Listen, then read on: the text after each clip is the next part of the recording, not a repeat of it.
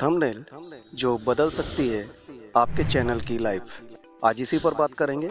चलिए आगे समझते हैं। चलिए इससे पहले की शुरुआत करें, मैं अनमोल कुमार मोटिवेशनल नीड में आप सभी का स्वागत करता हूं। चलिए यहाँ हम दो तरह के थंबनेल लेते हैं, एक लाइट बैकग्राउंड के साथ और दूसरा डार्क बैकग्राउंड के साथ। आपने गौर किया होगा कि जब भी आप YouTube पर कोई चीज़ सर्च करते हैं और YouTube पर जब आप देखते हुए स्क्रॉल करते हैं तो आपकी आंखों के सामने डार्क बैकग्राउंड के जो थंबनेल होते हैं वे ज़्यादा अट्रैक्टिव और बहुत ही जल्दी आंखों पर उभर कर सामने आने वाले होते हैं। हमारी नज़र उस पर तुरंत पड़ती है और यही वजह होती है कि व्यूअर्स की नज़र में जैसे ही वो डार्क बैकग्राउंड का चीज़ सामने आता है तो आंखें अपने आप उस ओर अपनी नज़र पहुंचा देती हैं। अब यहाँ पे बात सोचने की है कि लाइट थंबनेल जब हम क्रिएट करते हैं तो लाइट थंबनेल के साथ ये चीज़ बहुत कम नज़र आती है। आप स्क्रॉल करते हुए अक्सर उसी थंबनेल पर आपकी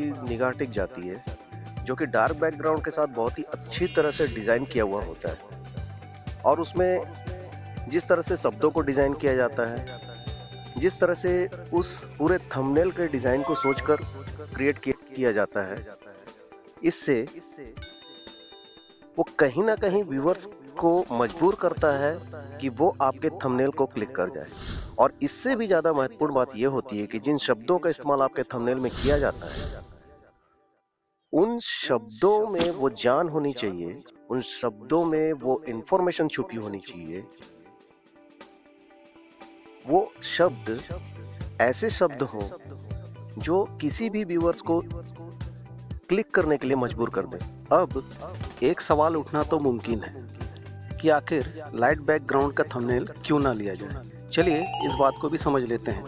लाइट बैकग्राउंड का थंबनेल नहीं लिया जाए ऐसा कुछ भी नहीं। दरअसल एक्चुअल में थंबनेल में समझने वाली बात यह है कि यदि आप चाहे लाइट बैकग्राउंड का थंबनेल बनाएं या डार्क बैकग्राउंड का, आपको ख्याल इस बात का रखना है कि आपने जिन शब्दों का इस्तेमाल किया है वो उभर कर नजर आए।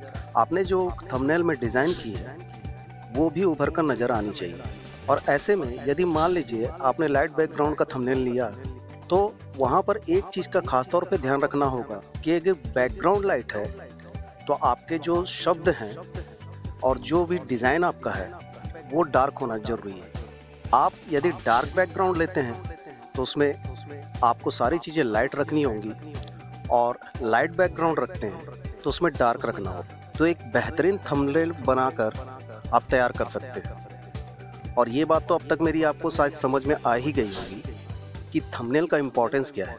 कुल मिलाकर एक बात तो तय है कि आपके थंबनेल में हर एक चीज़ उभर कर नज़र आनी चाहिए।